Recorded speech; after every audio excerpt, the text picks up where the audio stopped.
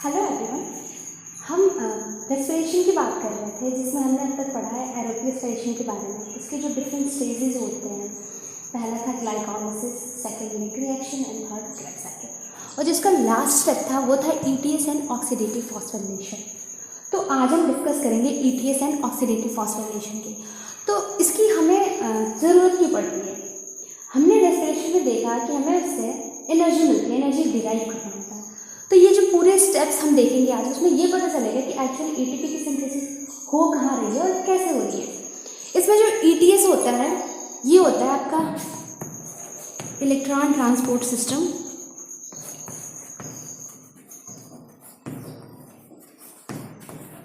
ये बेसिकली इसका काम होता है कि जब NADH और FADH का ऑक्सीडेशन हो रहा होता है, इसमें से हाइड्रोजन को जब रिमूव किया जाता है तो उस टाइम जो इलेक्ट्रॉन रिलीज होता है उसका ये ट्रांसपोर्टेशन का काम करता है। और उसी इलेक्ट्रॉन के ट्रांसपोर्ट होने की वजह से इसमें H+ आयन कंसंट्रेशन में भी वेरिएशन आता है, जिसकी वजह से ATP की सिंथेसिस होती है। तो ETS को हम ऐसे ये कह सकते हैं कि ये एक इंटरमीडिएट की तरह काम करता है, जहाँ कि एक्चुअल ATP की सिंथेसिस कैसे हो रही है। इसकी बात करें लोकेशन की, तो ये यूकैरियोट्स में प्रेजेंट होता है इनर माइटोकॉन्ड्रियल मेम्ब्रेन में।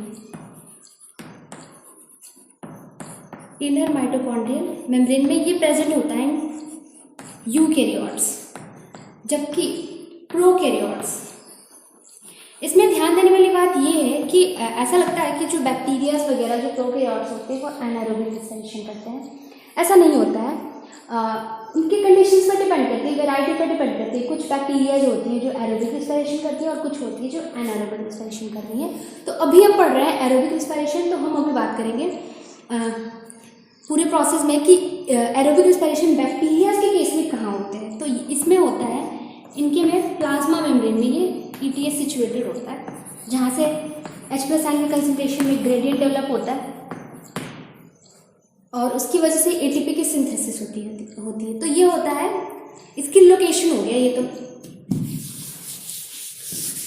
अब तक हमने जितने भी स्टेप्स देखे थे, ग्लाइकोलाइसिस हुआ, लिंक रिएक्शन हुआ या फिर क्रेब्स साइकिल, उस पर हमने तक सिर्फ NADH या FADH की सिंथेसिस की थी। कुछ जगह पे ATP की भी सिंथेसिस हुई थी, पर वो सफिशिएंट नहीं थी। तो वो जो NADH और FADH अब तक हमें जितने भी इनिशियल बाकी इससे पहले के स्टेप्स में मिले हैं, हम उसका ऑक्सीडेशन करेंगे, यानी उसमें से हाइड्रोजन को रिमूव करेंगे और उस हाइड्रोजन जो इस मॉलिक्यूल्स में से रिमूव होंगे उसको ऑक्सीजन एक्सेप्ट करने का काम करता है और फाइनली रिलीज हो जाता है in the form of water molecule. तो इस पूरे प्रोसेस को कौन कौन से मॉलिक्यूल कैरी करते हैं इलेक्ट्रॉन का ट्रांसपोर्टेशन के लिए, हम उसको देख लेते हैं। इसमें पहले कैरियर्स की बात करें तो पहला आता है आपका फ्लेविन्स। ये सारे कैरियर्स काफ़ी सिमिलर है, जैसे हमने फोटोसिंथेसिस में पढ़ा था। ये डिफरेंट मॉलिक्यूल्स होते हैं जो इलेक्ट्रॉन को एक जगह से दूसरी जगह ट्रांसपोर्ट करने का काम करते हैं। दूसरा होता है FES, तीसरा हो गया आपका क्विनॉन्स। हम ऐसे इसको क्विनॉन्स कह सकते हैं, पर यहाँ पे जो होगा वो स्पेसिफिक होता है यूबिक्विनॉन्स, और जो बाकी मतलब इसकी कैटेगरी की बात करें तो बाकी क्विनॉन्स होते हैं फोटोसिंथेसिस में वो थोड़े अलग होते हैं। और चौथा हो गया आपका cytochrome.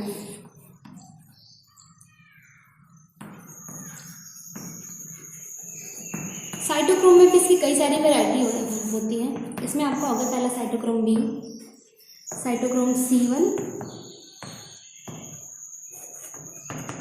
Cytochrome C, A and A3। अभी हमें यहाँ पे बेसिकली 5 तरह के साइटोक्रोम्स देखने हैं जो इलेक्ट्रॉन का ट्रांसपोर्टेशन कराने में हेल्प करते हैं। तो ये तो हो गया इसके कैरियर्स। इसमें एक चीज़ ध्यान देने की बात ये है कि जो क्विनॉन्स होते हैं और यहाँ पे FMS, हमने अब तक फोटोसिंथेसिस में देखा कि जो सिर्फ क्विनॉन्स थे वो H+ आयन मतलब हाइड्रोजन कैरियर थे, सॉरी, और उसके अलावा जितने भी मॉलिक्यूल्स पड़े हैं वो इलेक्ट्रॉन कैरियर्स थे। तो उस फोटोसिंथेसिस के केस में जो हाइड्रोजन कंसंट्रेशन में डिफरेंस बन रहा था वो क्विनॉन की वजह से बन रहा था, पर यहाँ पे उस डिफरेंस को बनाने के लिए एक और मॉलिक्यूल आ गया, वो है फ्लेविन्स। तो ये होता है आपका हाइड्रोजन कैरियर, और क्विनॉन्स भी होते हैं हाइड्रोजन कैरियर्स। इसके अलावा जितने भी मॉलिक्यूल हुए वो सारे इलेक्ट्रॉन कैरियर्स होंगे इसमें। तो ये हो गए बेसिक कि इसमें कौन कौन से मॉलिक्यूल्स कैरियर की तरह काम करते हैं। वो बेसिकली 4 तरह के होते हैं, जिसमें हमने जो लास्ट का देखा साइटोक्रोम्स वाला, उसकी अपनी फर्दर 5 होते हैं, मतलब जो हमें यहाँ पे पढ़ना है। ये तो हो गए कि कैरियर्स के बारे में। एटीएस में हमने अब तक देखा कि इसकी लोकेशन क्या थी, उसके कैरियर्स क्या थे। अब बात करते हैं इसके फीचर्स की।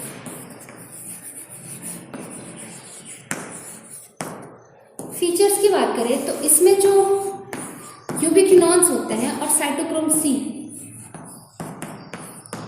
ये मोबाइल कैरियर्स होते हैं।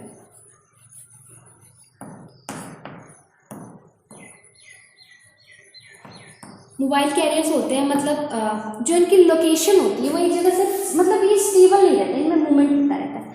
इसमें 2 मॉलिक्यूल आते हैं, यूबिक्विनॉन एंड साइटोक्रोम सी। इसके अलावा बात करें, ये जो ईटीएस की पूरी प्रोसेस होती है, इसको अलग अलग कॉम्प्लेक्स में हम डिवाइड करते हैं, वो हम हायर क्लासेस में पढ़ेंगे। तो इसमें बेसिकली क्या होता है, जो साइटोक्रोम सी होता है वो किसी कॉम्प्लेक्स का पार्ट नहीं होता है। ऐसे तो कॉम्प्लेक्सेस 5 होते हैं, जिसमें हमें लास्ट के बारे में पढ़ेंगे, एटीपी सिंथेस के बारे में, जो एक्चुअल एटीपी की सिंथेसिस करता है। तो इसमें जो साइटोक्रोम सी होता है ये किसी कॉम्प्लेक्स का पार्ट नहीं होता है। बाकी जितने भी हमें कैरियर्स देखे वो किसी न किसी कॉम्प्लेक्स के पार्ट होते हैं। साइटोक्रोम सी किसी का पार्ट नहीं होता है, वो कॉम्प्लेक्स 3rd और कॉम्प्लेक्स 4th के बीच में इलेक्ट्रॉन ट्रांसफर करता है। साइटोक्रोम सी इलेक्ट्रॉन ट्रांसफर करता है between complex 3rd and 4th। ये इसमें ये ध्यान रखना है कि जो साइटोक्रोम सी है ये कैरियर तो है पर किसी कॉम्प्लेक्स का पार्ट नहीं होता है। ये 2 कॉम्प्लेक्स को जो कॉम्प्लेक्सेस होते हैं उनको बीच में कनेक्ट कर रहा होता है। इसके अलावा इसमें ऑक्सीजन मॉलिक्यूल जो होता है वो फाइनल हाइड्रोजन एक्सेप्टर की तरह काम करता है।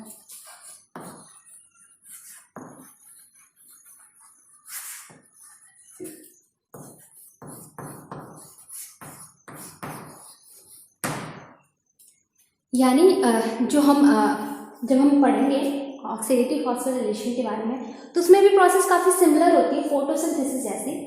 हाइड्रोजन के कंसंट्रेशन में वेरिएशन क्रिएट होगा, उसकी वजह से उसका मूवमेंट होगा, और जो मूवमेंट हो रहा होगा वापस से अपने इनिशियल प्लेस पे, तो उस वजह से एटीपी की सिंथेसिस होती है। तो जो हाइड्रोजन का मूवमेंट हो रहा होता है इसमें से कुछ हाइड्रोजन H+ आयन जो होते हैं वो रिमूव भी होते हैं, तो उसको रिमूव करने का काम ऑक्सीजन करता है, और ये रिमूव करता है और फाइनली वाटर की सिंथेसिस करता है।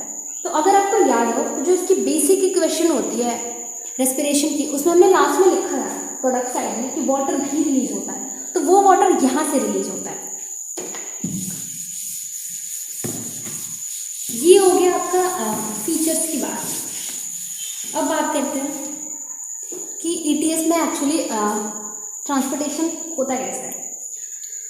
तो ये तो हो गया आपका माइटोकॉन्ड्रिया कि डबल मेम्ब्रेन बाउंड स्ट्रक्चर होता है। ये होगी इसकी आउटर मेम्ब्रेन, ये होगी आपकी इनर मेम्ब्रेन।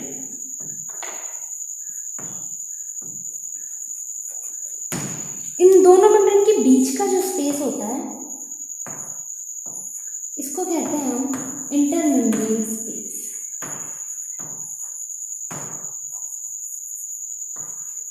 ये हो गया आपका इंटर मेम्ब्रेन स्पेस।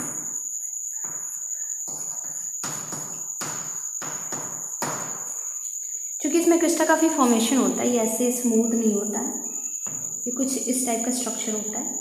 ये जब आप सेल बायोलॉजी पढ़ेंगे तो वहाँ पे अच्छे से क्लियर होगा। तो इसके बीच का जो एरिया होता है इसको हम मैट्रिक्स कहते हैं।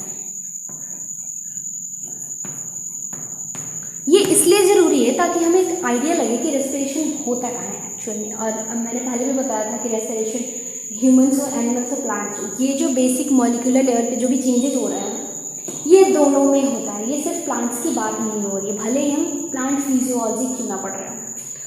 तो ये हो गया इसका बेसिक स्ट्रक्चर, ये माइटोकॉन्ड्रिया होता है। और जो ETS है ये सिचुएटेड होता है, इसकी जो इनर मेम्ब्रेन है ये वाली मेम्ब्रेन, इसके बीच में ये सिचुएटेड होता है इन केस ऑफ यूकैरियोट्स। और प्रोकैरियोट्स में जो उनकी जो आउटर मोस्ट कवरिंग होती है प्लाज्मा मेम्ब्रेन, ये उसमें होता है। तो ये जब स्ट्रक्चर देख रहे हैं, इसमें ये हो गया आपका inner mitochondria, inner mitochondrial membrane. ये जो इनर वाली मेम्ब्रेन है, अगर हम नीचे से जाएं तो यहाँ पे देख सकते हैं कि ये हो गई आपकी आउटर मेम्ब्रेन। हमने यहाँ पे आउटर मेम्ब्रेन नहीं बनाया है, अगर आउटर मेम्ब्रेन बनाएंगे तो वो यहाँ पे कहीं नीचे होगा। ये मान लीजिए हो गया आपका आउटर मेम्ब्रेन। इसके बाद से हम जब अंदर जा रहे हैं तो दोनों मेम्ब्रेन के बीच का स्पेस है, उसको हम कह रहे हैं इंटर मेम्ब्रेन स्पेस। तो ये हो गया आपका इंटर मेम्ब्रेन स्पेस। इसके बाद का स्ट्रक्चर ये हो गया आउटर मेम्ब्रेन, ये हो गया इंटर मेम्ब्रेन स्पेस। उसके बाद से आ रहा है आपका इनर माइटोकॉन्ड्रियल मेम्ब्रेन, जो इसकी इनर मेम्ब्रेन है वो हो गया इसके बाद से। और उसके हमने पहले आउटर मेम्ब्रेन देखा, फिर इंटर मेम्ब्रेन स्पेस देखा, इनर मेम्ब्रेन हो गई। उसके बाद से जब हम एकदम अंदर जा रहे हैं तो हमें मैट्रिक्स मिलता है। तो ये हो गया ओरिएंटेशन की कौन सा स्ट्रक्चर कैसे सिचुएटेड है और कैसे किस जगह पे इसकी प्रोसेस हो रही है। वो पूरी प्रोसेस होती है जो माइटोकॉन्ड्रिया की इनर मेम्ब्रेन है उसके अंदर होती है। क्योंकि अक्सर यहाँ पे सबसे ज़्यादा डाउट्स आता है, मतलब कन्फ्यूजन होता है कि इनर मेम्ब्रेन है कहाँ पे, वो सिचुएटेड कैसे, ओरिएंटेशन क्या है। तो ये हो गया, यहाँ से क्लियर हो गया कि सबसे पहले हमने देखा आउटर मेम्ब्रेन हो गई है, उसके बाद अंदर जा रहे हैं तो हो गया इंटर मेम्ब्रेन स्पेस, उसके बाद से हो गया इनर मेम्ब्रेन, और सबसे अंदर जाने में मिल रही है हमें मैट्रिक्स। तो ये तो हो गया आपका कि बेसिक ओरिएंटेशन की स्ट्रक्चर्स कैसे सिचुएटेड है। अब बात करते हैं कि ट्रांसपोर्टेशन कैसे करते हैं। तो इनिशियल्स के जो भी स्टेप्स थे, इससे पहले के स्टेप्स जैसे हो गया ग्लाइकोलाइसिस हो गया, लिंक रिएक्शन हो गया, क्रेब्स साइकिल, उसमें हमने डिफरेंट मॉलिक्यूल्स बनाए थे। वो था एक था NADH, FADH था, और कुछ जगह ATP भी बना था। वो तो सिर्फ क्रेब्स साइकिल में बना था, तो वो मतलब सिर्फ क्रेब्स साइकिल में FADH2 मिलता है, बाकी जगह हमें NADH भी मिलता है और कुछ जगह ATP भी मिलता है। तो हम उसका यहाँ पे ऑक्सीडेशन करेंगे। ऑक्सीडेशन का मतलब इसमें से हाइड्रोजन मॉलिक्यूल को रिमूव करेंगे। तो ये हो गया आपका, हमने पहले लिया मैट्रिक्स से है, NADH मॉलिक्यूल लिया, यहाँ पे एक्ट करता है NADH डिहाइड्रोजनेज, और डिहाइड्रोजनेज का काम होता है ऑक्सीडेशन कराना, हाइड्रोजन को रिमूव करना फ्रॉम द सबस्ट्रेट। ये पॉइंट ध्यान रखना, यहाँ पे सबस्ट्रेट ये मॉलिक्यूल खुद है। कई जगह हमने डिहाइड्रोजनेज का यूज किया था तो वहाँ पे इसकी सिंथेसिस हो रही थी, तो वहाँ पे ये सबस्ट्रेट था नहीं, यहाँ पे खुद सबस्ट्रेट है। यानी इसमें उस टाइम मतलब इससे पहले की रिएक्शन की बात करें हम, तो जहाँ पे NADH की सिंथेसिस हो रही थी तो वहाँ पे भी NADH डिहाइड्रोजनेज का काम हाइड्रोजन को रिमूव करना था। उसने सबस्ट्रेट के मॉलिक्यूल से हाइड्रोजन रिमूव किया, उसके फाइनल प्रोडक्ट में हाइड्रोजन मिल रहा था, यानी उसने सबस्ट्रेट को तो ऑक्सीडाइज किया। इस केस में क्या हो रहा है कि NADH खुद ही सबस्ट्रेट है, इसका ऑक्सीडेशन करना है। तो जब इसका ऑक्सीडेशन कर रहा है, चूंकि इसका पहले ऑक्सीडेशन भी कर रहा था वो, तो यहाँ पे H+ आयन आ जा रहा है, लेकिन यहाँ पे हो रहा है कि H+ आयन इसके प्रोडक्ट में ना आके कहीं बाहर चला जा रहा है, किसी दूसरे प्रोसेस में चला जा रहा है। पर फाइनली जो इसका काम था इसको ऑक्सीडाइज करना, वो तो हो गया, यहाँ से तो हाइड्रोजन रिमूव हो गया। तो ये हो गया, यहाँ पे NADH डिहाइड्रोजनेज एक्ट करता है।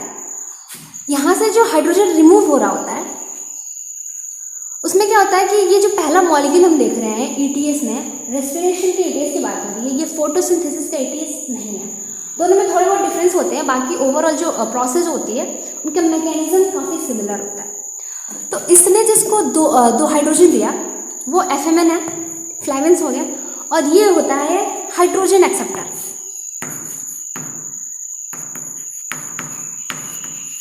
ये हो गया आपका हाइड्रोजन एक्सेप्टर। इसने 2 हाइड्रोजन लिया अपने सबस्ट्रेट मॉलिक्यूल से, और इसके बाद से ये जिसको ट्रांसफर कर रहा होता है हाइड्रोजन, वो जो होता है अगला मॉलिक्यूल वो इलेक्ट्रॉन कैरियर होता है। तो ये क्या करता है कि जो इसने 2 H+ आयन लिए, उसमें से इसने जो 2 हाइड्रोजन होंगे उसको ब्रेक कर दिया 2 H+ आयन प्लस 2 इलेक्ट्रॉन्स में। इसको कैरी करना था हाइड्रोजन, इसकी कैपेसिटी नहीं थी इसको कैरी करने की या इसको कैरी करने की। तो इसने जो हाइड्रोजन लिया था, ये जिसको नेक्स्ट को जिसको ट्रांसफर कर रहा है वो होते हैं इलेक्ट्रॉन कैरियर्स। तो ये क्या करता है कि ये जो 2 H+ आयन इसने मैट्रिक्स से लिया था, ये पॉइंट ध्यान रखना है ताकि हमें लास्ट में ये पता चले कि जो कंसंट्रेशन का डिफरेंस ग्रेडियंट क्रिएट हो रहा है वो किसके किसके बीच में हो रहा है। मैट्रिक्स से लिया और उसने उस 2H+ आयन को रिलीज कर दिया, जो दोनों मेम्ब्रेन के बीच का स्पेस था उसमें रिलीज कर दिया। उसके बाद से ये इलेक्ट्रॉन ट्रांसफर करता है FeS को, FeS वापस से इलेक्ट्रॉन देता है यूबिक्विनॉन्स को। और ये आपको पता होगा कि यूबिक्विनॉन्स भी होते हैं, ये भी हाइड्रोजन एक्सेप्टर होते हैं।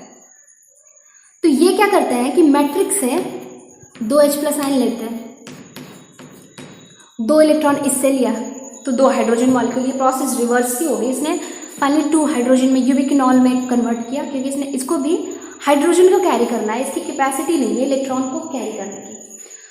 तो ये भी जिसको नेक्स्ट को ट्रांसफर कर रहा है वो इलेक्ट्रॉन कैरियर से। तो इसने सेम पहले इसने इसको 2H+ आयन लिया, 2 इलेक्ट्रॉन लिया, 2H+ आयन इसने मैट्रिक्स से लिया, 2 इलेक्ट्रॉन FeS ने इसको ट्रांसफर करा और उसकी कैपेसिटी है सिर्फ हाइड्रोजन कैरी करने की। तो इसने उसको हाइड्रोजन मॉलिक्यूल में कन्वर्ट किया और ये जिसको फर्दर ट्रांसफर कर रहा है वो वापस से इलेक्ट्रॉन कैरियर है। तो इसने उस H+ आयन को भी वापस से जो दोनों मेम्ब्रेन के बीच का स्पेस है वहाँ पे रिलीज कर दिया और ये फर्दर इलेक्ट्रॉन का ट्रांसपोर्टेशन हो रहा है। ये इलेक्ट्रॉन ऐसे करते हुए FeS के पास आता है, फिर वापस से ये नेक्स्ट ट्रांसफर कर रहा है यूबिक्विनॉल को। तो यहाँ पे भी सेम प्रोसेस होगी, ये मैट्रिक्स से वापस से 2H+ आयन लेगा, 2 इलेक्ट्रॉन इसने अपने प्रीवियस कैरियर से लिया, ETS के प्रीवियस कैरियर से लिया और उसने उन दोनों को कंबाइन करके यूबिक्विनॉल का फॉर्मेशन करा। उसको उसने वापस से जिसको ट्रांसफर कर रहा है वो हो गया इलेक्ट्रॉन कैरियर। तो इसने उस H+ आयन को रिलीज कर दिया इंटरमेम्ब्रेन स्पेस में। तो ओवरऑल हम देख रहे हैं, यहाँ पे दिख रहा है कि अब तक हमने 3 जगह 2H+ आयन मॉलिक्यूल रिलीज करे हैं, लिए हमने मैट्रिक्स से, उसको रिलीज करा है इंटरमेम्ब्रेन स्पेस में। यहाँ पे इसने उसको रिलीज कर दिया। ये इलेक्ट्रॉन साइटोक्रोम C1 से होते हुए ये यहाँ तक ऐसा होता है कि ये कॉम्प्लेक्स 3rd तक यहाँ पे आ जाता है, जिसके बाद ये कॉम्प्लेक्स 4th होता है।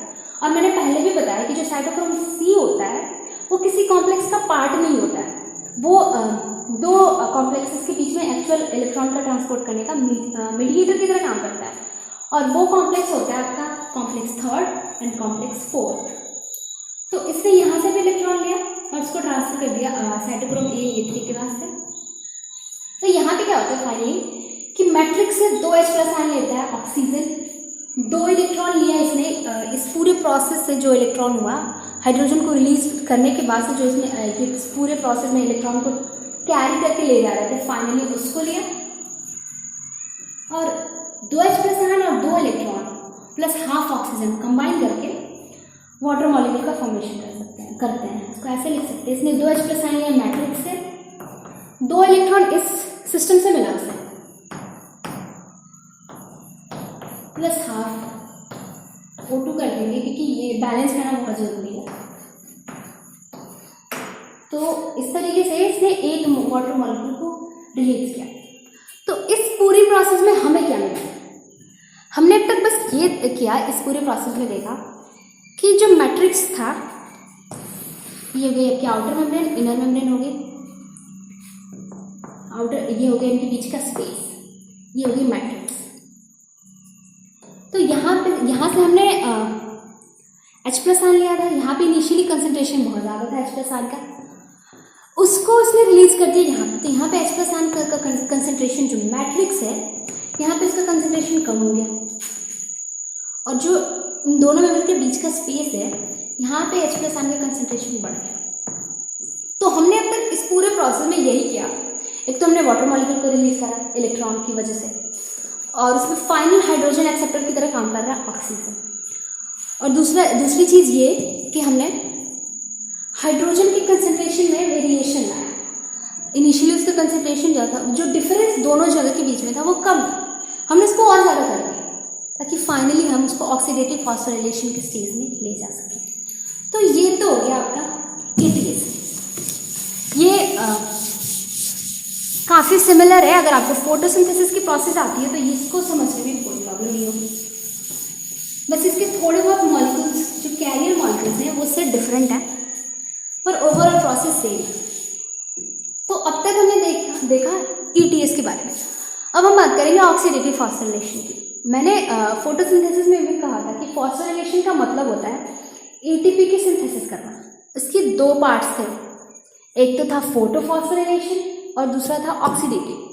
तो फोटोफॉस्फोराइलेशन की बात हमने फोटोसिंथेसिस में कर ली थी, तो इसमें हम पढ़ेंगे ऑक्सीडेटिव फॉस्फोराइलेशन के बारे में। इसमें क्या होता है कि अब तक हमने जो ईटीएस में देखा तो H+ आयन कंसंट्रेशन का ग्रेडियंट डेवलप हुआ था।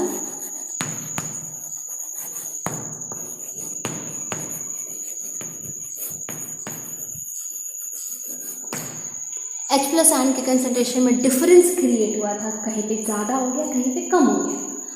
और ये किसकी वजह से हुआ था? ये हुआ था आपका यूबिक्विनॉन्स एंड FMN की वजह से, क्योंकि यही सब मैट्रिक्स से हाइड्रोजन उठा रहे थे और दोनों मेम्ब्रेन के बीच के स्पेस में ये रिलीज कर रहे थे। तो ये H+ आयन कंसंट्रेशन डेवलपमेंट की वजह से, अगर हम ऐसे बात करें तो यहाँ पे H+ आयन पहली बात तो कम हो गया, क्योंकि ये मॉलिक्यूल्स जो थे इन्होंने ट्रांसपोर्टेशन के टाइम यहाँ से कुछ मैट्रिक्स में से H+ आयन का यूज़ करा था, और जो मेम्ब्रेन के बीच का स्पेस है यहाँ पे H+ आयन का कंसंट्रेशन ज़्यादा होगा। तो दूसरा तो हो गया सिर्फ कंसंट्रेशन की बात करें पहला, और दूसरा बात करें तो इसकी वजह से अगर हम चार्ज की बात करें, यहाँ पे चूंकि H+ आयन कम हो गया और यहाँ पे H+ आयन ज़्यादा हो गया, तो अगर हम ऐसे देखें तो यहाँ पे पॉजिटिव चार्ज कम हो गया और यहाँ पे पॉजिटिव चार्ज बढ़ गया, यानी इसमें चार्ज का भी डिफरेंस आया।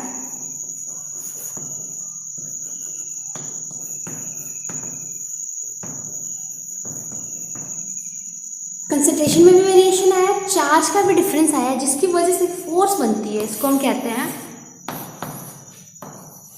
Proton motive force. चार्ज का डिफरेंस हो या फिर कंसंट्रेशन का डिफरेंस हो, दोनों की वजह से जनरेट हुई एक फोर्स, उसको हम कह रहे हैं प्रोटॉन मोटिव फोर्स। ये फोर्स हमारी हेल्प करेगी एटीपी की सिंथेसिस में, कि एटीपी की सिंथेसिस कैसे होती है। ये हो गया आपका इनर मेम्ब्रेन।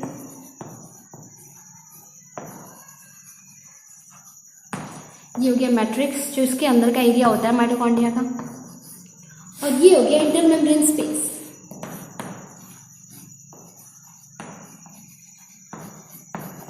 ये इंटर, मैं अभी यहाँ पे आउटर मेम्ब्रेन की बात नहीं कर रही, ठीक है। तो यहाँ पे होता है आपका ATP synthase molecule.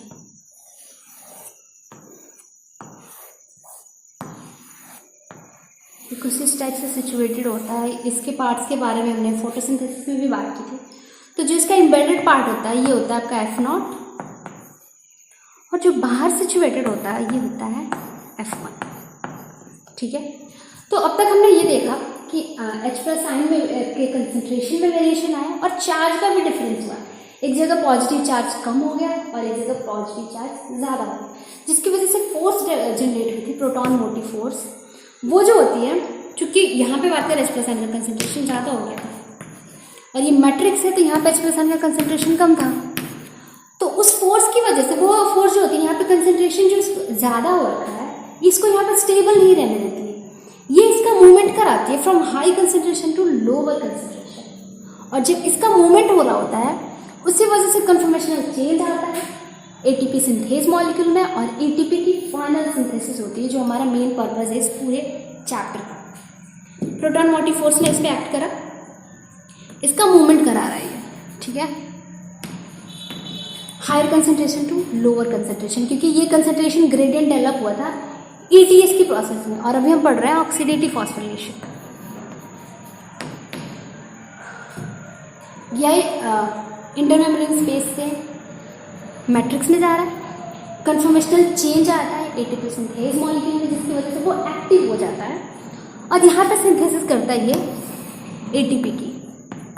ADP molecule combine कर रहा है एक इनऑर्गेनिक फॉस्फेट से और एटीपी की सिंथेसिस कर रहा है। तो ये हो गया आपका एक्चुअल मैकेनिज्म कि ऑक्सीडेटिव फॉस्फोराइलेशन कैसे हो रहा है, और इस पूरे प्रोसेस को चलाने के लिए ईटीएस का होना बहुत ज़रूरी है, क्योंकि यही है फिर कंसंट्रेशन में वेरिएशन आता है। इसमें ध्यान देने की बात ये है कि दो H+ आयन के मूवमेंट से एक ATP की सिंथेसिस होती है। और अगर आपने ध्यान दिया होगा TTS वाले प्रोसेस में हमने NADH के ऑक्सीडेशन की बात की थी और हमने एक साथ एक ही बार में मतलब हमने 3 हाइड्रोजन आयन 6H+ आयन का मूवमेंट कराया था मैट्रिक्स से इंटरमेम्ब्रेन स्पेस में। और इनिशियल मॉलिक्यूल क्या था हमारा? इनिशियल मॉलिक्यूल था NADH, हमने ले रखा था और इससे हमने मूवमेंट कराया था, डिफरेंस क्रिएट किया था ऑलमोस्ट 6H+ आयन का 2-2 के फॉर्म में, वो 3 जगह था। और तो इस वजह से और हमें यहाँ पे दिख रहा है कि 2H+ आयन में हमें एक ATP मिलता है, यानी फाइनली हमें एक NADH से कितना ATP मिलता है? एक NADH से मिलता है 3 ATP। तो ये हो गया फाइनल मॉलिक्यूल कि हम NADH और FADH की सिंथेसिस क्यों कर रहे हैं, क्योंकि ये एक इंटरमीडिएट होता है और फाइनली उससे हम ATP की सिंथेसिस करते हैं। तो ये तो हो गया आपका ऑक्सीडेटिव फॉस्फोरिलेशन के बारे में, जिसमें हमने ये देखा कि एक NADH से मिलता है हमें 3 ATP। सिमिलरली अगर हम FADH2 का यूज करें एज सबस्ट्रेट ETS में, उसका ऑक्सीडेटिव फॉस्फोरिलेशन कराते हैं तो एक FADH से हमें मिलता है FADH2 से 2 ATP। और अगर हम ये पॉइंट हमें याद रखना है क्योंकि जो फाइनली सिंथेसिस होती है हम उसको रेस्पिरेटरी बैलेंस शीट में कैलकुलेट करेंगे एक्चुअली कि एक ग्लूकोज मॉलिक्यूल के लिए हमें कितनी ATP मिल रही है। ये हो गया उसका बेसिक, ये पॉइंट हमें ध्यान रखना है। इसके अलावा बात करें तो इसमें हमें NADH कहाँ मिला था? पहला तो मिला था ग्लाइकोलाइसिस में, लिंक रिएक्शन में भी 2 मॉलिक्यूल मिला था NADH का, 2 ग्लाइकोलाइसिस का था, 2 लिंक रिएक्शन का था। और हमें एक टर्न के लिए क्रेब्स साइकिल की बात करें तो एक टर्न के लिए हमें 3 NADH मिला, ठीक है। तो उसके बेसिस पे हम ये कैलकुलेट कर सकते हैं कि पहले तो आपको ये प्रोसेस याद होना चाहिए, स्टेप्स याद होने चाहिए कि स्टेप्स ना भी याद हो तो ये याद होना चाहिए एटलीस्ट कि ग्लाइकोलाइसिस में कितने NADH मिले थे, फाइनल गेन क्या था, लिंक रिएक्शन में क्या था और क्रेब्स साइकिल में क्या था। उसके बेसिस पे हम ये कैलकुलेट कर सकते हैं। तो होता क्या है कि ग्लाइकोलाइसिस से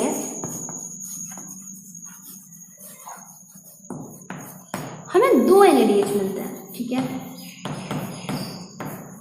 और अगर आपको याद हो तो मैंने ये कहा था कि जो ग्लाइकोलाइसिस है ये डिटरमाइन नहीं करता है कि प्रोसेस जो हो रही है रेस्पिरेशन की वो एरोबिक है या एनारोबिक, क्योंकि ये दोनों प्रोसेसेस में इनिशियल स्टेप है यानी ये कॉमन स्टेप है। तो होता क्या है कि ये जब ETS में एंटर कर रहा होता है जब ये ETS में एंटर कर रहा होता है तो इसके लिए 2 पाथवे होते हैं, ये डायरेक्ट एंटर नहीं कर सकता है। 2 पाथवे जो होते हैं इसमें, पहला होता है आपका ग्लिसरॉल फॉस्फेट शटल,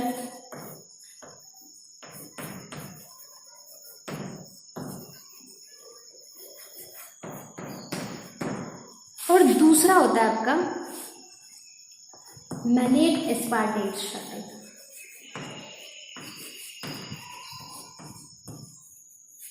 पहला होगा ग्लिसरॉल फॉस्फेट और दूसरा होगा मैलेट एस्पार्टेट शटल। ये तब होता है जब हम ग्लाइकोलाइसिस के 2 मॉलिक्यूल जो हमें NADH के मिले थे वो ETS में जा रहा होता है, क्योंकि फाइनली तो ATP की सिंथेसिस यहीं पे होनी है। उसके लिए 2 पाथवे होते हैं, पहला होगा ग्लिसरॉल फॉस्फेट से, या तो वो इस पाथवे से एंटर कर सकते हैं या फिर इस पाथवे से। इसकी ज़रूरत क्या है? क्योंकि इसमें जो होता है ATP की एक्चुअल जो सिंथेसिस हो रही है एक NADH से 3 ATP होती है, लेकिन जब इन दोनों पाथवे से वो एंटर करता है तो इसके जो ATP जनरेट करने की कैपेसिटी होती है NADH की वो थोड़ी सी मतलब वैरी करती है, इसलिए हमें ये जानना बहुत ज़रूरी है। तो होता क्या है कि ग्लिसरॉल फॉस्फेट शटल, पहली बात तो ये सारे प्लांट्स में प्रेजेंट होता है।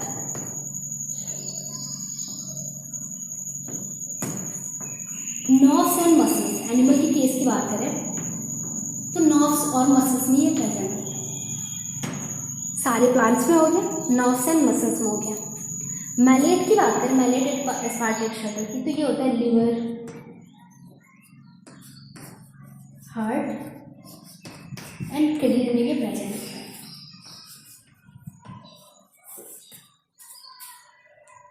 तो ग्लिसरॉल फॉस्फेट में क्या होता है कि जो एक एनएडीएच मॉलिक्यूल अगर इसमें आ रहा होता है तो इसमें कन्वर्जन हो जाता है।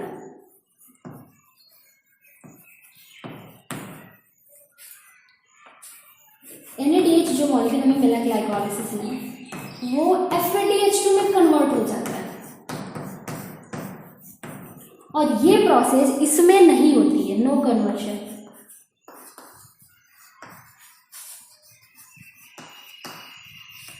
इसमें कोई कन्वर्शन नहीं हुआ, इसमें कन्वर्शन हो गया। और अगर आपको ध्यान हो तो हम यहाँ से ये देख सकते हैं कि अगर एक NADH का हमने यूज़ करा तो 3 ATP दे रहा था, और अगर हमने एक FADH2 का यूज़ किया तो हमें 2 ATP देता है। चूँकि जब ये पहुँचेगा ETS में तब तक ये कन्वर्ट हो चुका होगा FADH2 में। तो वहाँ से फाइनली जो हम कैलकुलेट करेंगे ATP की सिंथेसिस में, तो उसमें एक में वेरिएशन हो जाएगा अगर हम एक NADH की बात कर रहे हैं तो, क्योंकि जो FADH2 की ATP सिंथेसिस करने की कैपेसिटी है वो NADH की कंपैरिजन में कम है।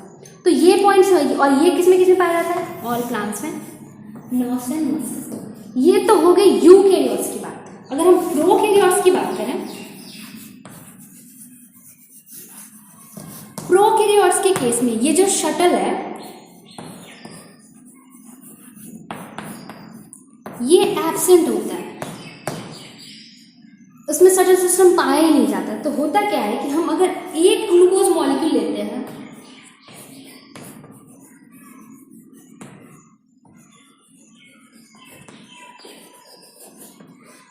एक ग्लूकोज मॉलिक्यूल से, तो हमें बैक्टीरिया से अगर रेस्पिरेशन कर रही हो, एरोबिक रेस्पिरेशन, तो उसमें हमें 38 ATP मिलता है एक ग्लूकोज मॉलिक्यूल से, क्योंकि इसमें शटल सिस्टम एब्सेंट होता है, इसमें कोई कन्वर्जन नहीं होता है। तो वेरिएशन की जो चांसेस है कि वो FADH2 में कन्वर्ट हो जाता है, ATP सिंथेसिस कम हो जाएगी, वो प्रोकैरियोट्स में नहीं होता है।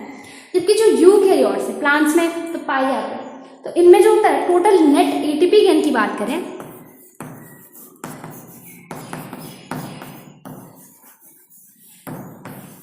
वो 36 हो सकता है और 38 ATP हो सकता है। ये यूकैरियोट्स की बात हो रही है। और अगर हमने सिर्फ प्लांट्स की बात की तो उसमें तो फिक्स है कि वो 36 ही होगा, क्योंकि इसमें पूरे में ग्लिसरॉल फॉस्फेट शटल प्रेजेंट है, और उस केस में कन्वर्शन होगा तो ATP का जो अमाउंट है वो कम हो जाएगा प्लांट्स में। लेकिन एनिमल्स की केस में बात करें तो कुछ पार्ट्स में, जैसे होगा लिवर, हार्ट एंड किडनी, यहाँ पे दूसरा शटल काम कर रहा है, तो यहाँ पे जो ATP की सिंथेसिस होती है वो ज़्यादा होगी in comparison two nerves and muscles. तो ये हो गया आपका ETS and oxidative phosphorylation. Next class में हम देखेंगे कि ये 36 ATP और 38 ATP एक्चुअली में आया कैसे, और फिर एल्फीबॉलिक प्रोसेस क्या होता है, जिसके बारे में हमने इनिशियल पहले क्लास में भी बात की। तो हम नेक्स्ट क्लास में उसके बारे में बात करेंगे।